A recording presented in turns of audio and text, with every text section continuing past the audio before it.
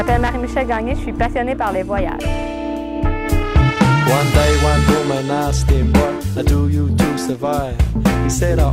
Le premier voyage que j'ai fait, c'était à l'âge de 3 ans avec mes parents qui ont décidé d'amener mon grand frère de 7 ans et moi en Europe. C'est sûr que j'étais très jeune lors d'un premier voyage, mais les souvenirs que je me rappelle vraiment bien, c'est d'avoir monté des montagnes à Briançon en France avec mon père, sur les épaules de mon père. Après ce voyage-là, on a fait à 7 autres reprises environ d'autres voyages en famille, dont le Costa Rica, la Tunisie, le Maroc. On est aussi retourné à 2 autres fois en France, en Suisse et en Italie. C'est à l'âge de 17 ans que j'ai décidé de partir avec des amis pour la première fois, en suivant les traces de mon grand frère et en partant vers l'Ouest canadien comme beaucoup de jeunes Québécois.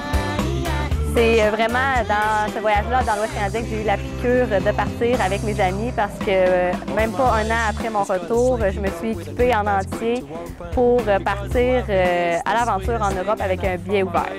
On a décidé de voyager pendant au moins 4 mois à découvrir 7 ou 8 pays en sol européen. Après 4 mois de voyage en sac à dos, on a manqué de fonds, donc on a décidé de se trouver un emploi en Angleterre.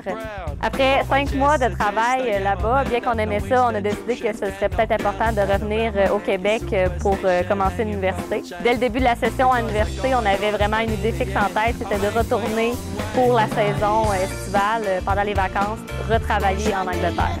Cet été-là, quand on était de retour en Angleterre, on a travaillé pendant 4 mois à l'hôtel à Keswick, puis on a ramassé des sous pour partir un mois en Croatie, en Grèce et en Turquie. L'année que j'ai passée en tout et partout en Europe a été vraiment le début d'une nouvelle aventure parce que j'ai rencontré beaucoup de gens là-bas qui venaient de l'Afrique du Sud.